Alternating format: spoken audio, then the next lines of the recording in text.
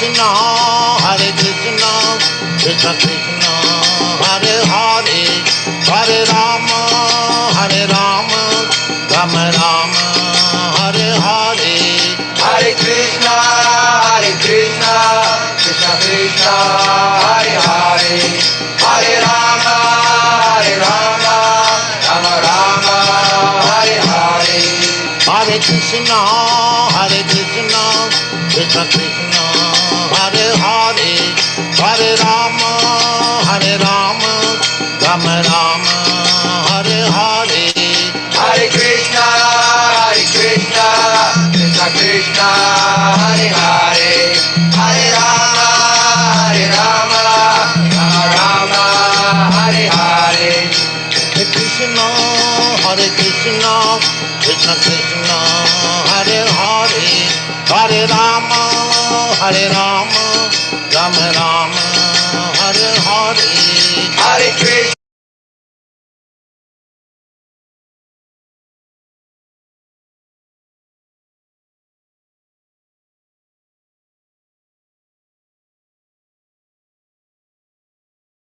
Hare Krishna, dear devotees, Dandavat Pranam. Welcome to Nityam Bhagavata Sevaya. Today we are very happy to have the association of His Grace Haridev Krishna Prabhuji. He will be sharing Bhagavata from 4th canto, 24th chapter, verse number 16. The chapter titled Chanting the Song Sung by Lord Shiva. Dandavat Pranam Prabhuji. Dandavat Pranam. Thank you for giving opportunity. Yes. Yes, please. We'll start with prayers. Yes. Om Namo Bhagavate Vasudevaya. Om Namo Bhagavate Vasudevaya. Om Namo Bhagavate Vasudevaya. Narayanam Namaskrityam Naram Chaiva Narottamam Devim Saraswatim Vyasam Tato Jayamudire Nashtaprayeshu Abhadreshu Nityam Bhagavata Sevaya Bhagavate Uttama Shloke Bhaktir Bhavati Naishtiki Krishnaya Vasudevaya Devaki Nandanaya Cha Nandagopa Kumaraya Govindaya Namo Namaha. Hare Krishna. So I would like to thank all the devotees for giving me an opportunity to read and share from Srimad Bhagavatam. This is 4th canto, 24th chapter, 60th shloka. I will recite the shloka, then we will offer prayers and we can discuss on this shloka. Yatredam vyajyate vishvam vishvamin avabhatiyat tattvam brahma param jyotir akasham iva vistritam. Yatredam vyajyate vishvasmin avabhatiyat tattvam brahma param jyotir akasham iva vistritam. Yatredam vyajyate vishvasmin avabhatiyat tattvam brahma param jyotir akasham iva vistritam. Translate word to word meaning, translation and purport by His Divine Grace A.C. Bhaktivedanta Swami Srila Prabhupada ki jai. Word to word meaning: Yatra, where, idam, this, vyajyate, manifested, vishvam, the universe, vishvasmin, in the cosmic manifestation, avabhati, is manifested, yat, that, tat, that, tvam, you, Brahma, the impersonal Brahman, param, transcendental, jyoti, effulgence, akasham, sky, iva, like, vistritam, spread. Translation: My dear Lord, the impersonal Brahman spreads everywhere, like sunshine or the sky. And that impersonal Brahman, which spreads throughout the universe and in which the entire universe is manifested, is you. Purport. In the Vedic literature, it is said that everything is Brahman and nothing else. The whole cosmic manifestation rests on the Brahman effulgence. The impersonalist, however, cannot understand how such a huge cosmic manifestation can rest on a person. Thus, this inconceivable power of the Supreme Personality of Godhead is not understood by the impersonalist. Therefore, they are puzzled and always denying that the absolute truth is a person. This wrong impression is cleared by Lord Shiva himself, who says that the impersonal Brahman, which is spread all over the universe, is nothing but the Supreme Lord himself. Here it is clearly stated that the Lord is spread everywhere, just like sunshine, by virtue of his Brahman feature. This example is very easy to understand. All the planetary systems are resting upon the sunshine. Yet the sunshine and the source of sunshine are aloof from the planetary manifestations. Similarly, the sky or air is spread everywhere. Air is within a pot, but it also touches filthy places and sanctified places alike. In any case, the sky is uncontaminated. The sunshine also touches filthy places and sanctified places, and both are actually produced by the sun. But in any case, the sun is aloof from all filthy things. Similarly, the Lord exists everywhere. There are pious and impious things, but in the Shastras, the pious are described as the front of the Supreme Lord, whereas the impious are described as the back of the Supreme Personality of Godhead. In the Bhagavad Gita 9.4, Lord says, Mayatadam idam sarvam jagattavyakta murtina matstani sarva bhutani nachaham teshva avastita. By me, in my unmanifested form, this entire universe is pervaded. All beings are in me, but I am not in them. This verse of Bhagavad Gita explains that the Lord is spread everywhere by virtue of his Brahman feature. Everything rests in him, yet he is not there. The conclusion is that without bhakti yoga, without rendering devotional service to the Lord, even an impersonalist cannot understand the Brahma Tattva, the Brahman feature. In the Vedanta Sutra, it is stated, Atato Brahma Jigyasa. This means that Brahman, Paramatma, or Parabrahman should be understood. In the Srimad Bhagavatam also, the absolute truth is described as one without a second.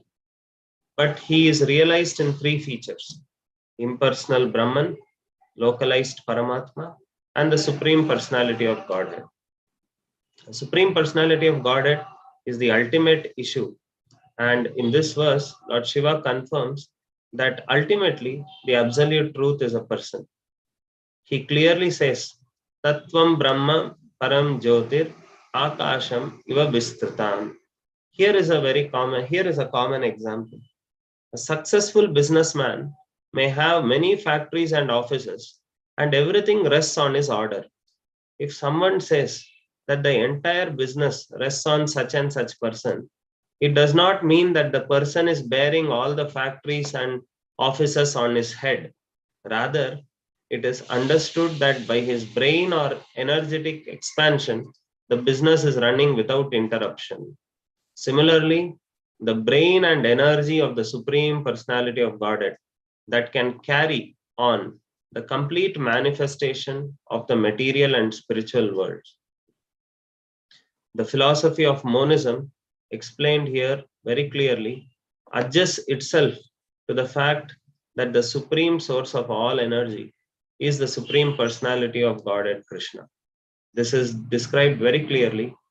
It is also stated how the impersonal feature of Krishna can be understood. Rasoham apsu kaunteya prabhasmi shashi suryayo pranavas sarva vedeshu shabdakke paurusham rishu. O son of Kunti, Arjuna, I am the taste of water, the light of the sun and moon, the syllable Om in the Vedic mantras. I am the sound in ether and ability in man. In this way, Krishna can be understood as the mystic power in everything. Om Ajnanatirmirandasya Jnananjana Shalakaya Chakshurunmilitam Yena तस्मै श्री गुरुवे नमः। श्री चैतन्य मनोभीष्टं स्थापितं येन भूतले स्वयं रूप कदा मह्यं ददाति स्वपदान्तिकं।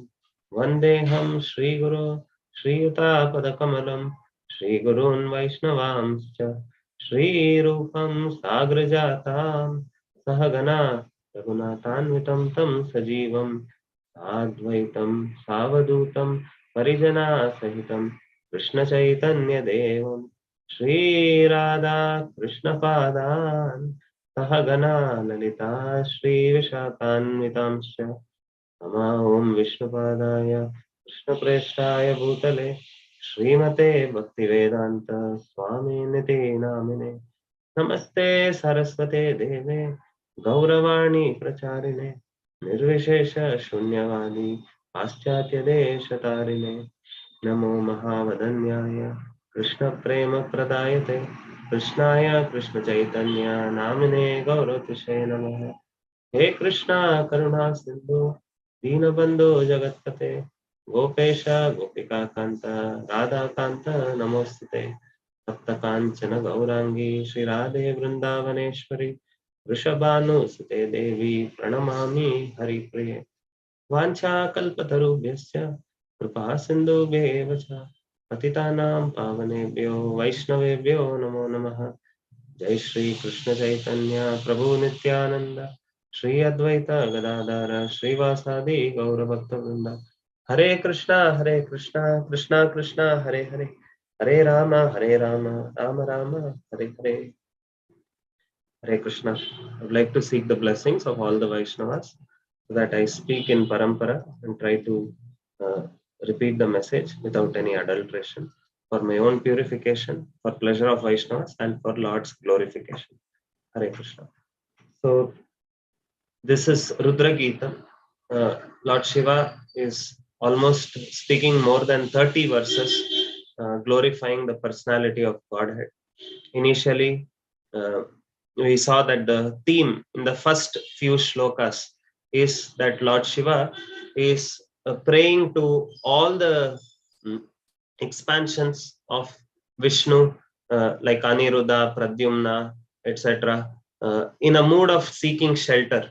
That, yes, Aniruddha, you are the controller of the mind, the predominating deity of the mind. Pradyumna for the intelligence. Kindly purify my mind, purify my intelligence, because to understand the supreme personality of Godhead and to develop love for him is, although Lord's expectations are easy, it is very tough, because there are so many paths in which one can get deviated. Therefore, Lord Shiva is in the mood of shelter, praying to the Supreme Lord and his various expansions. And then Lord Shiva goes on to describe the beautiful form of the Lord to the Prachetas. And after describing the beautiful form of the Lord, Lord Shiva also glorifies how the association of saintly people is important. Like if we look at this initial verses, where from 33rd verse onwards, initially Shiva is praying, you are auspicious for everyone, please be auspicious for me also. And then he's offering obeisances to Vasudeva, and then to Pradyumna, to who's the predominating deity of intelligence, then Aniruddha, who is the master of senses and mind, and then again he's offering obeisances to Aniruddha, and then he's offering obeisances to the Pitralokas and the demigods, who are considered to be order carriers, the demigods of Lord. So initially, then he's also offering prayers to the Prana Vayu, so that all of them cooperate in the spiritual practice. So we can see also how personal Lord Shiva is in every aspect of bhakti.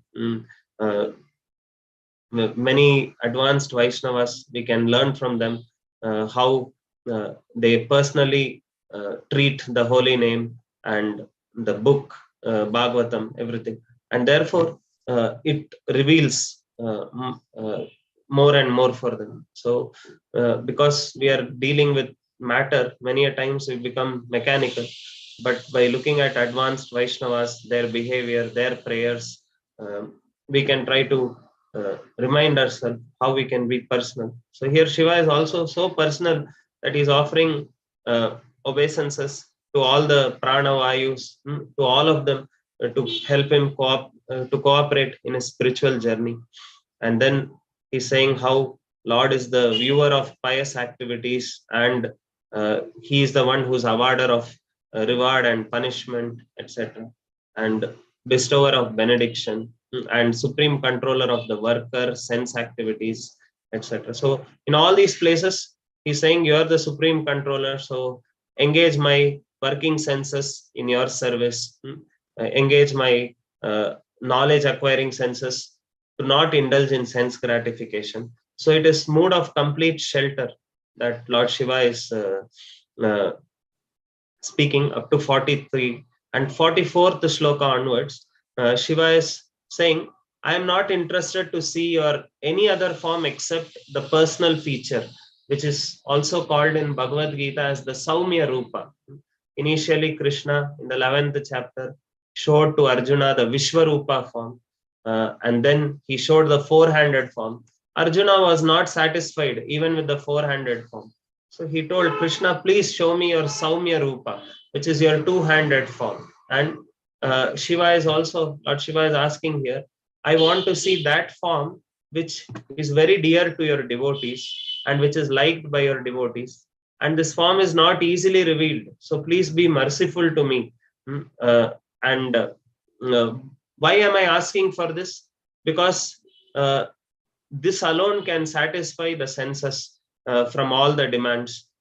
We also know in the pastime of Kuresh, not Kuresh, sorry, in the pastime of Dhanurdas in Ramanujacharya, I think this Dhanurdas was Kushti Pailwan, and he was once the procession of Ranganath Utsav Murti was going, Ramanujacharya, Dasharati, and all other sannyasis were dancing in ecstasy and greeting the Lord in the procession.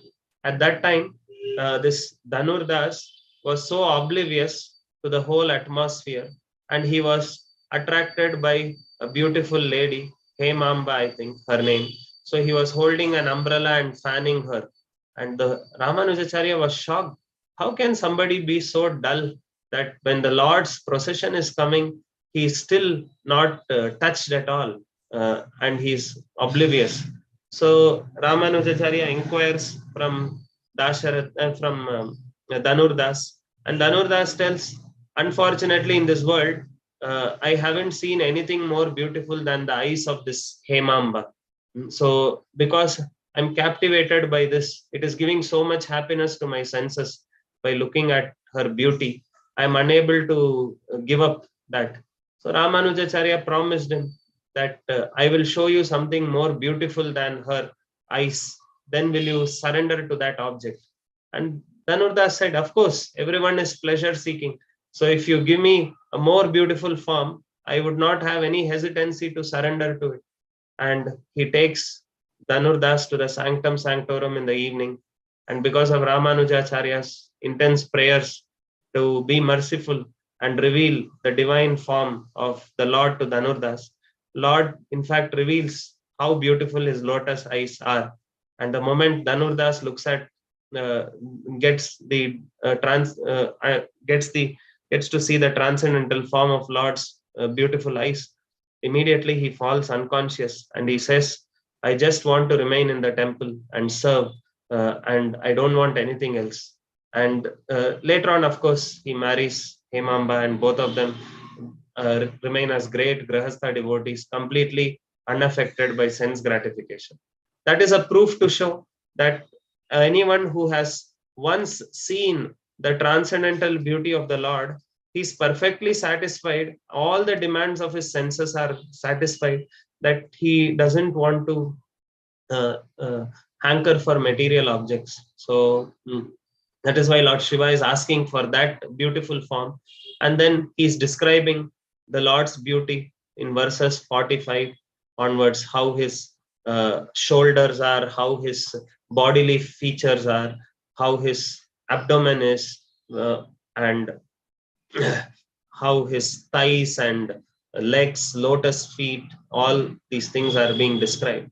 And then he's also saying how devotional service is the topmost, and even the king of heaven, Indra, is looking for it. It is very difficult to attain you, but your devotee can easily attain you by your worshipping your lordship, like that. And then again, Shiva is speaking about the glories of devotional service here. And if by chance one gets to associate with a devotee, he is no longer subject to attraction of karma or jnana.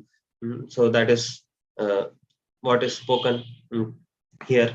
Like even prachetas were the sons of Prachini Barhishit.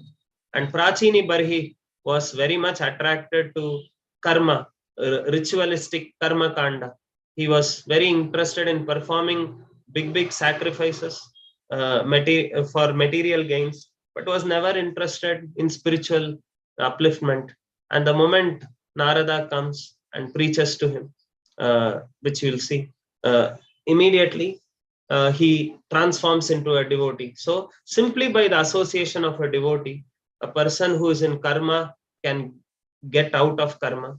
And Jnana, we know that the Kumaras were of the Brahman realized platform. Shukadev Goswami was of Brahman realized platform. But simply by association of Vyasadev, simply by association of the great devotee Tulsi Maharani's fragrance, both of them transcended the Jnana platform and got attracted to Lord's lotus feet, like that.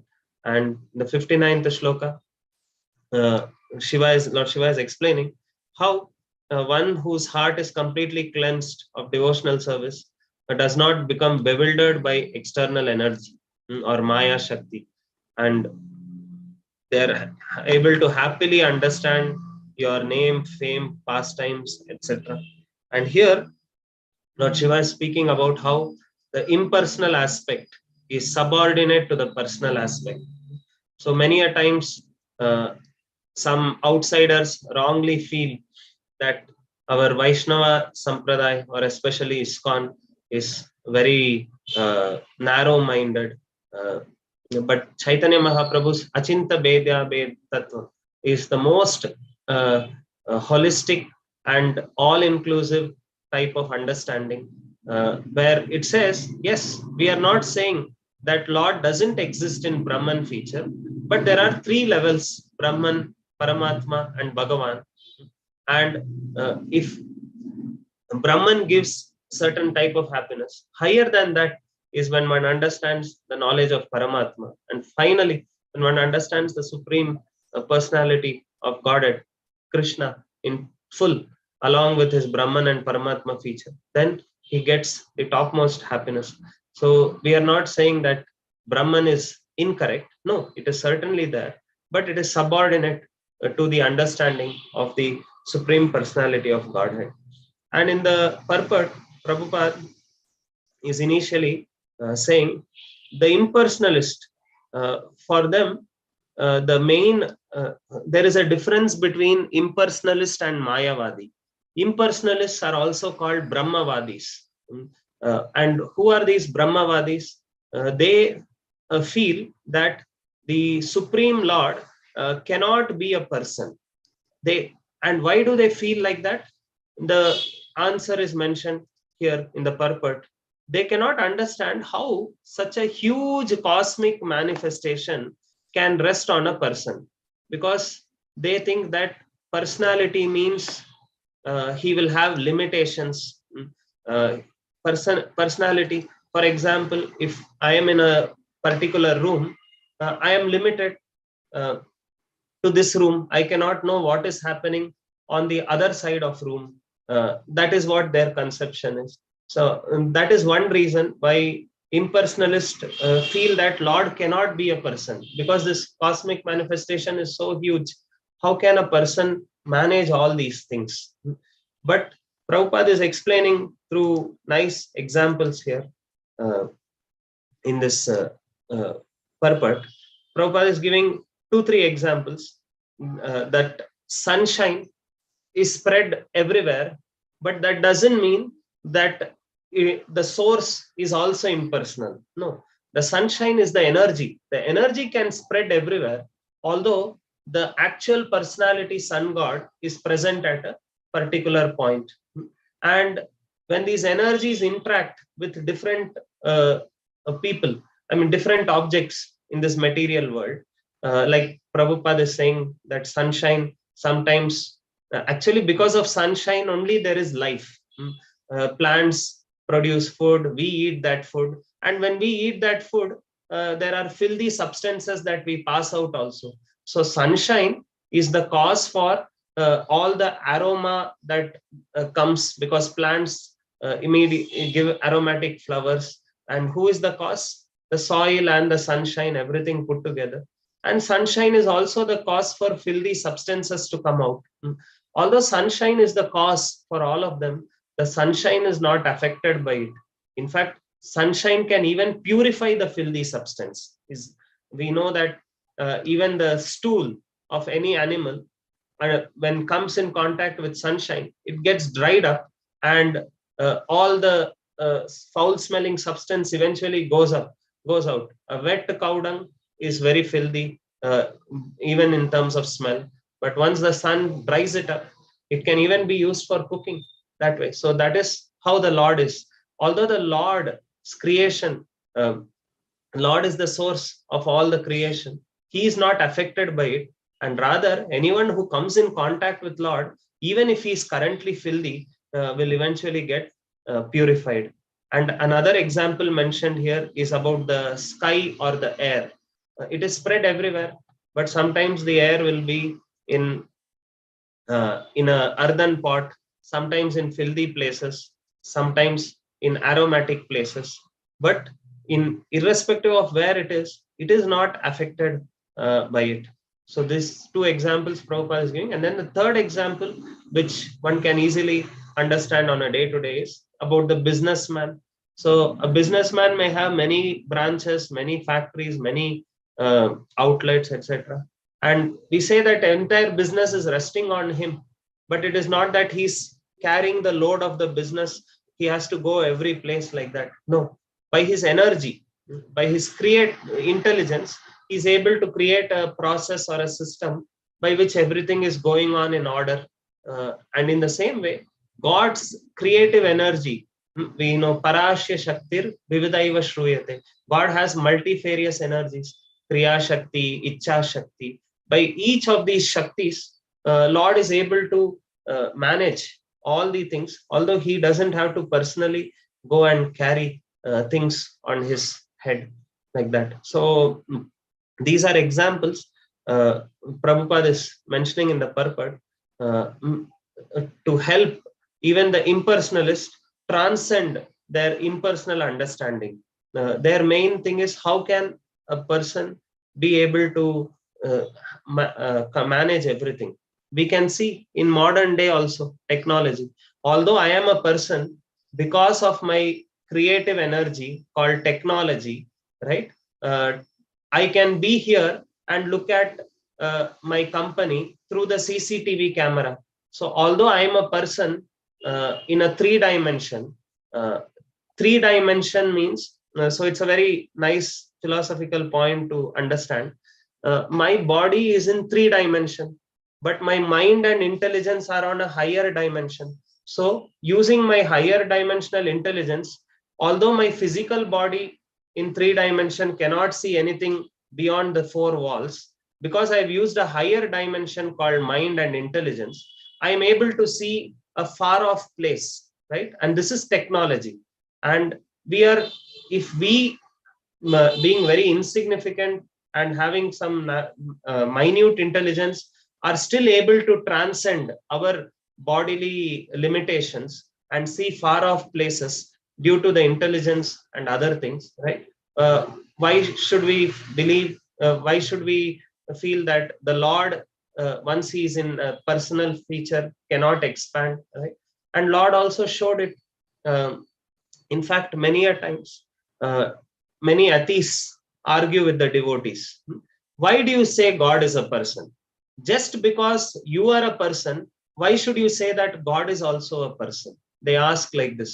But our devotees ask, why do you, and they many a times they tell the devotees that you are trying to impose your conception on God also. Because you are a person, you are trying to put your conception that God also is a person. But we ask them, why are you not able to believe God is a person? Because as a person you cannot see beyond the four walls. Why do you want to pose your conception of personal form on the Lord also? The Lord's form is not material like us. The Lord's body is not made of the earth, water, fire, air, which is bounded by three dimension. So actually it is sometimes the impersonalists or the atheists who put their conception of personality on the supreme personality also. Because I am a person, I cannot see beyond the three walls, so then Lord cannot be a person. No, who said Lord is a material person like us? He's a transcendental person. And Krishna wanted to show everyone that yes, even Ashtanga yogis can expand into 8, although they have a personal form. And Krishna is called Yogeshwara, the supreme mystic. And Krishna wanted to show how he can be in his personal form and still expand unlimitedly and perform different activities in every one of his expansion. Several times he had shown. Once when Lord Brahma stole all the calves and the cowherd boys, Krishna personally expanded into each of them, and each of their behavior exactly replicated the behavior of the original calves and the cowherd boyfriends. And Lord Brahma was bewildered to see, how can this happen? I stole all of them. So Krishna says, this is my mystic potency. This is Yogeshwara, Krishna shows. And similarly, the other pastime we can recollect is the pastime in Dwaraka, where Narada Muni once becomes curious. Krishna has married 16,108 wives. How is he able to maintain all of them? Let me go and see. And then when he goes to every palace, he sees Krishna is doing different activities. And every time he goes, he's greeting Narada Muni as if he's seeing him for the first time after a long visit. And Narada was stunned. My God, Krishna is behaving as a totally different person. That means that is Krishna's Shakti. He can, it is like giving Xerox copies, like that. He can go on giving unlimited copies, and still nothing of him gets diminished. And everyone can reciprocate personally to each others as if he's only available for them. So this is how we can understand Krishna's supreme potency. He's called Yogeshwara. And here, the other thing Prabhupada is also mentioning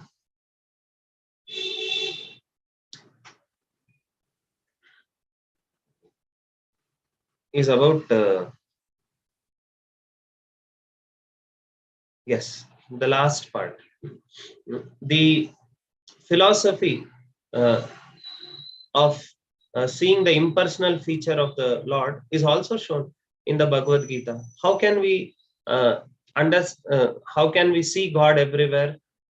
Currently, we don't have the Premanjana by which we can actually see the Lord manifesting everywhere. We all hear that in all the holy dhams, the pastimes are eternally going on. But because now currently our eyes are not filled with that pure unalloyed love, we cannot see those pastimes happening. So we can, one way of seeing it is seeing through the ears. And on the other hand, how can a person see God everywhere? One way is by seeing his energies, one can remember God everywhere. Like Rasoham Apsu Kaunteya. When one drinks water, one can understand that although there are many juices, etc., whatever we drink, that will not quench our thirst. Finally, we'll have to drink water. Water is the only thing that will quench the thirst. In the same way, the soul is thirsty for love, and that love can only be quenched when one comes in contact with Krishna, like that. So by drinking water also one can understand that this quenching ability is actually coming from Krishna. It is a Shakti given from Krishna. It's a Shakti of Krishna manifested in water. Rasoham apsu kaunteya, prabhashmi shashi suryayo. So when one sees the effulgence of the sun, one can remember, yes, the Lord is so effulgent and powerful. And when one sees Pranava Sarvavedeshu, Shabdake Paurusham Rishu, when one sees great Herculean tasks being performed by people, he can understand, yes, this Shakti is coming from Krishna. Krishna is manifesting his energies in different people in different degrees, like that. So in this way, on a day-to-day, also, apart from looking at the Archa Vigraha and seeing the form, for us, by looking at God's energies, one can get reminded of God also. That is what Prabhupada is mentioning here. Just like whenever we see the spectacles of Srila Prabhupada, the disciples would immediately think of Prabhupada. Whenever they would see the cane of Prabhupada, they would think of Prabhupada. Same way, whenever the mother sees the photo or the shoes of the child, immediately she thinks, when my child is going to come back, or when mother is folding the clothes of the child and keeping it in the almirah, she may suddenly remember, oh, my child has gone to school, has she had her food, etc. So it is obvious that when one sees the paraphernalia of a person, because it is connected to the person, naturally thoughts about that person also comes. That is also a way how one can remain Krishna conscious. Prabhupada is speaking here about this part. And of course, for the devotees, it is so easy because the impersonal part is very difficult for one to understand. Krishna himself tells, Klesho Adhikaraste, this path, impersonal path, is very difficult because we are so much always habituated to being in, we are embodied, and it's so easy to think of a personal form rather than an impersonal thing.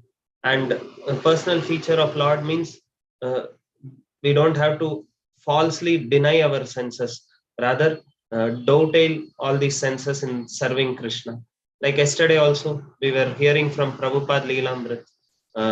What touched the hearts of all was the loving exchanges between Prabhupada and his disciples, how Prabhupada was remembering the sacrifices done by his disciples in the early days, and the disciples also were exchanging affection. So the impersonal feature, the Brahmavadis, they do not offend the supreme personality of Godhead, but they are just so frustrated with the material, with a personal aspect, for two reasons. One, as I told, they are unable to comprehend how everything can rest on a person. And second is, they see that the moment you have a personal form, there is relationships. And most of the impersonalists, they are kind of frustrated with relationships because in this world, relationships are always selfish, and uh, uh, our expectations never match the reality, because each person has a unique personality. I may want a certain type of reciprocation from my wife may want a different type of reciprocation from me, and each of us have certain natures, and we may not be able to completely satisfy the other person. But they think that, oh, in the spiritual world, again personality, again we will have relationship problem, etc. So they feel, I just want to end my personal existence, and merge into the impersonal aspect, impersonal Brahman. It is not that they commit offense like the Mayavadis, who say that the Lord is also covered by Maya when he comes here, and I am also God, because eventually, once I get liberated, I become God. The Brahmavadis don't make such offense. They just say, I feel I'm more comfortable with the impersonal aspect. Just like Prabhupada gives the example, when the husband and wife has a quarrel, they feel better, let us be separated. You be in one room, I be in one room. Let's not talk to each other for some time. And for some time, that remaining aloof gives them lot of peace. But after 2-3 days, they get bored. They feel, what is this? I'm simply alone in a room, not talking to anybody. There is no question of love, exchange, etc. And again, they search for, they start talking, because that is the natural hankering of the soul, love, unadulterated love. So the impersonalists, they're so frustrated with the relationship, they feel, okay, let me end my personality at all. Let me just merge into the impersonal aspect. But in the impersonal feature, when they're in the Brahman, they don't get that love, the hankering for love fulfilled. So then they again come back to this world. And Mayavadis, for them, there is no question of liberation at all. Mayavadi, Krishna Aparadi. Mayavadi, they say that God Himself is, I am God, and when we come to this world, we get covered by Maya. But again, we can get back into the Supreme Personality feature, which is completely baseless, because God is called as Achyuta. Achyuta means one who never falls down. He is the Supreme Controller always. But now, if we are all in the illusion, how can we eventually become gods? Because we are already subjected to Maya, but they don't accept it. So Mayavadis, for them, all the forms that we worship, right, Ganesh or Vishnu, everything is Maya. It is just imagination, because ultimately there's only Brahman, and I am also part of that Brahman. That way they say. But the impersonalists, they are just um, uh, they just can't comprehend that Lord has a personal feature, and they want to end their existence. So they are not offenders, Prabhupada says also. But Mayavadis, they offend the personality of God, saying that when God comes here, he is also covered by Maya. There are so many theories where they say that Krishna was killed by the hunter because of the curse of Gandhari. So these are all outcomes of Mayavad philosophy, because they feel that Krishna is also subject to Maya. That means he's subject to karma. But Krishna tells in the 4th chapter, I am beyond karma. I am not subject to the laws of karma, etc. So uh, Srila Prabhupada is saying here, helping the impersonalists to get a proper understanding of, yes, how you can transcend yourself to a higher form, where more happiness is present in loving reciprocation. And for us personally, for me, as a checkpoint, I keep telling, many a times in this world, because the material world sometimes is so frustrating. As devotees also, at least in myself, I see sometimes it's like more of, okay, I'm so frustrated there, so let me just attain liberation. So this is generally the mood of the impersonalist. But the devotee, they have a positive service attitude, because they want to exchange that loving rasa with the Supreme Lord. So, how to awaken that love for Supreme Lord? By constantly hearing and associating with people who have that love. Like when we were in Mayapur, we heard from we heard from Jayapataka Maharaj, and we heard from Bhakti Vijay Bhagavat Maharaj, who have a lot of affection for Gauranga, a lot of love for Gauranga Krishna. Then naturally we feel, oh, okay, this is something that I'm also looking for. So by the association of the pure devotees who are relishing the transcendental personality, slowly our desire to serve, to exchange love and reciprocate with Supreme Lord through love and service will also increase. So this is some danger in devotee's life.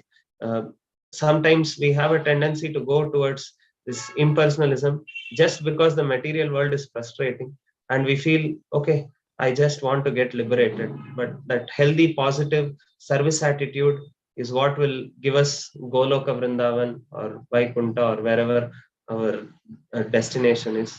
uh, as per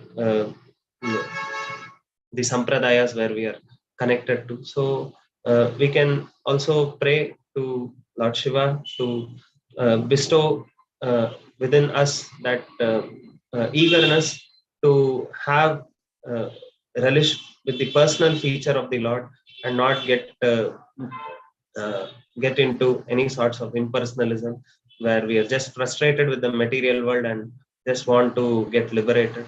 But there is higher things from the scriptures we can understand that's waiting when we render loving service, and glimpse of that we can see in the pure devotees life, and also in yesterday's Leelamrit, how the personal aspect is what is so touching to the heart. Every movie, every entertainment is all based on personal relationship which touches the heart, even on a mundane platform. So on a spiritual platform, uh, greater things are awaiting.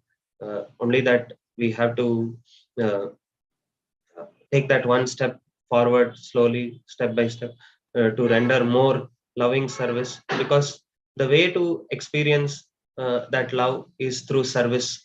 Love means service, Srila Prabhupada said. So more and more we render service, that is when a personal connection with Supreme Lord happens. And when that personal connection happens, then the reciprocation also comes. And so let us pray to Lord Shiva and to all the acharyas to give us that eagerness and the desire and the strength to render more devotional service. Because Prabhupada said devotional service is not a chore, it is a privilege. It is not a household affair. It's a privilege, and we are given that privilege by Srila Prabhupada through his ISKCON. It is only that we have to take that one step forward and render some personal service, devotional service to the Lord, and experience lot of loving reciprocation. So I seek the blessings of all Vaishnavas so that I also take infant steps in offering more service. I see so many devotees who are stalwarts, going out, distributing books, doing lot of service in terms of preaching, taking care of devotees, organizing yatras, constructing temples, helping in so many ways. So I also beg all of them to bless me so that I can also do services little by little and experience some trace of bhakti. Hare Krishna, Hare Krishna, Krishna Krishna, Hare Hare, Hare Rama, Hare Rama, Rama Rama, Hare Hare. Thank you. Hey Krishna Abhijit, thank you very much for the wonderful explanation on how impersonalists and Mayavadis actually misunderstand the concept of personalism, and they impose their thoughts on the concept of God, and also especially the points around how when one is how can one who is distant or connected with the matter impose the same conception and understand the subject matter which is beyond the jurisdiction of matter. So definitely very important points from teaching perspective. Devotees can unmute themselves to share any reflections, or if they have any questions, please ask Prabhuji.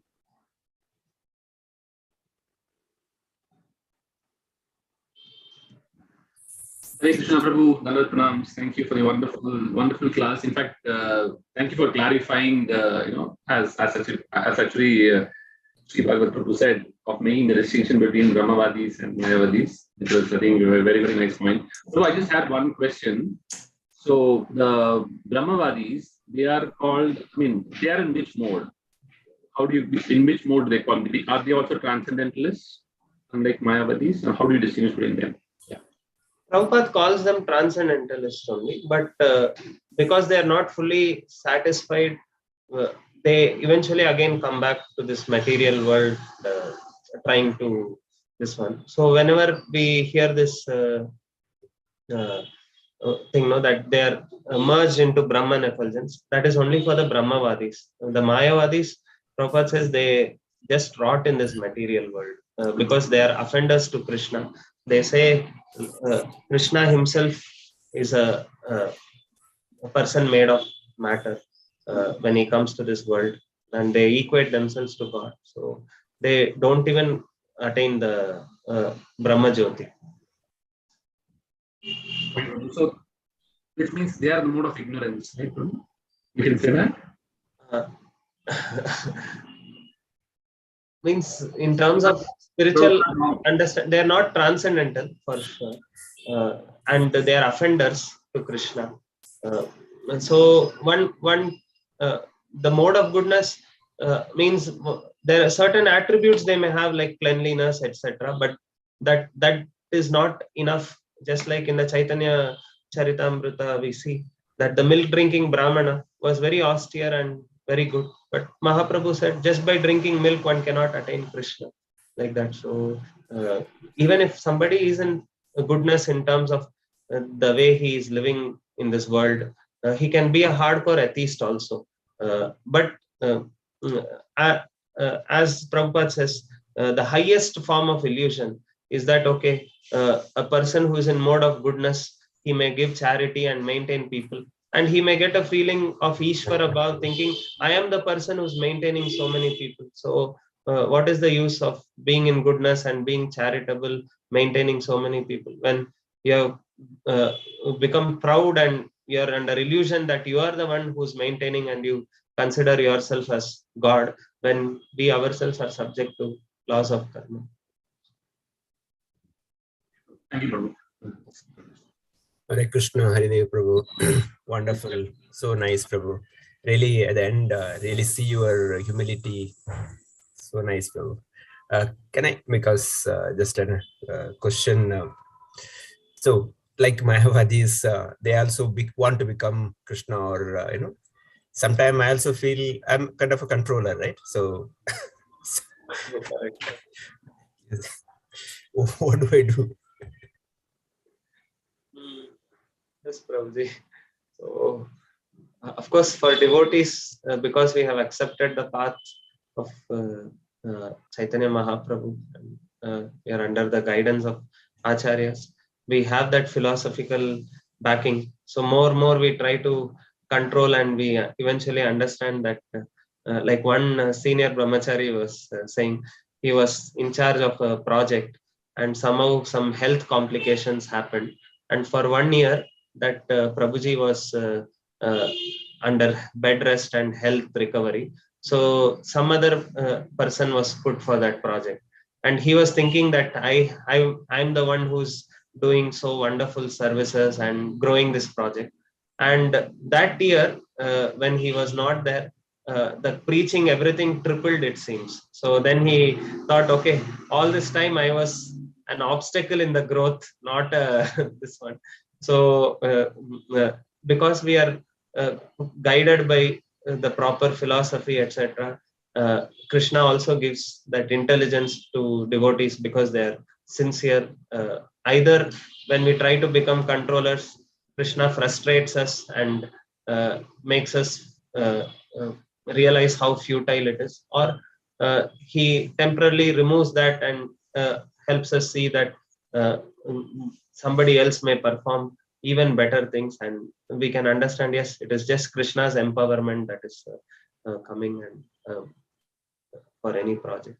So Krishna is very merciful towards devotees, because they are sincerely trying, and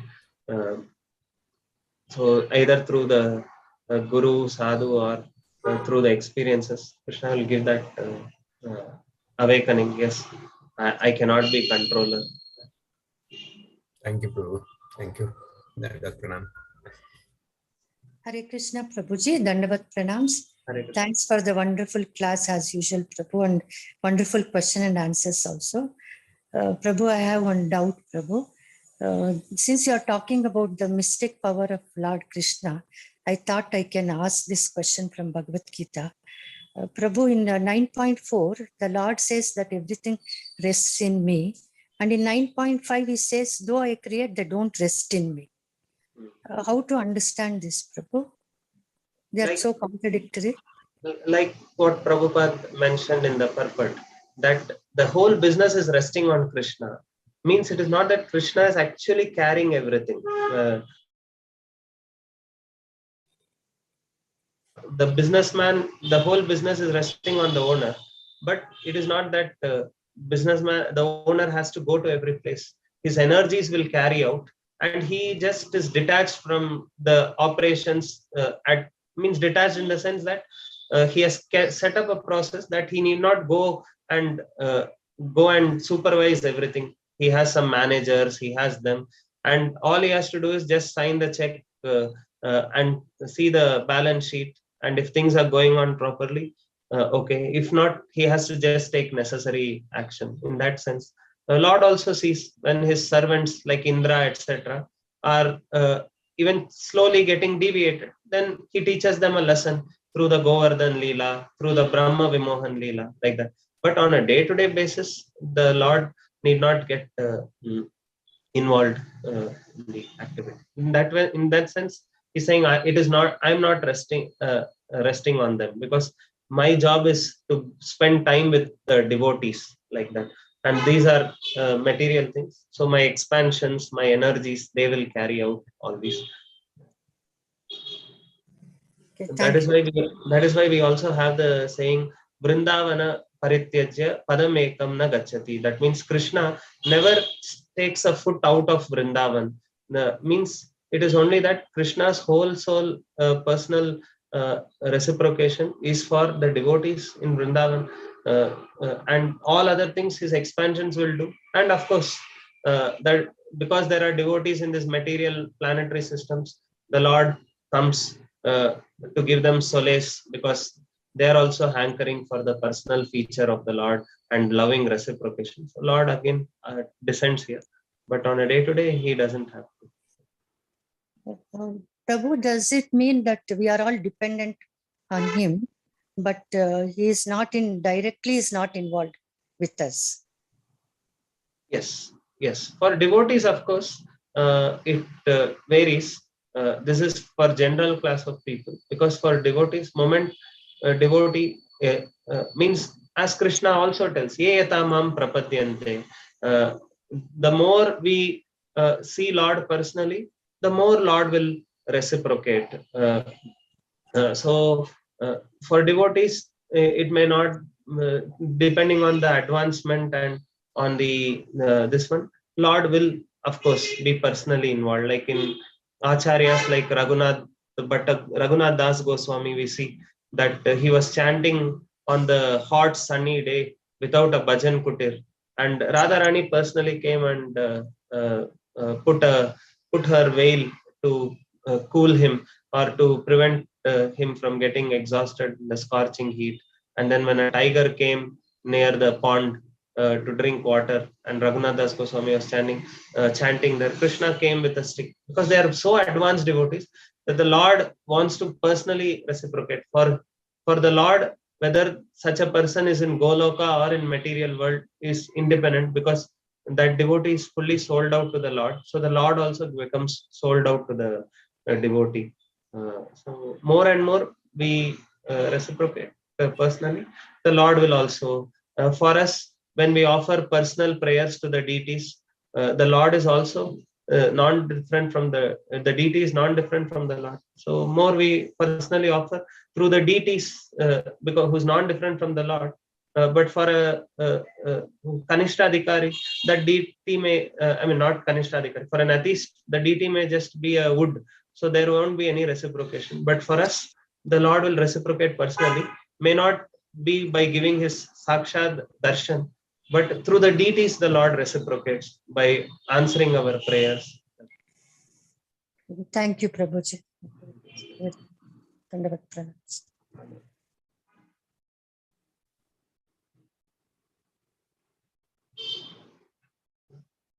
Prabhuji, can we end? Yes, Guruji. Yes, thank you again for your time and your association. We'll conclude with Vaishnava pranams. Pancha kalpata. Vaishnavi Anantapudi Vaishnava Bhakta Vrinda ki jai, Srila Prabhupada ki jai. Hare Krishna. Premanan. Hari Hari.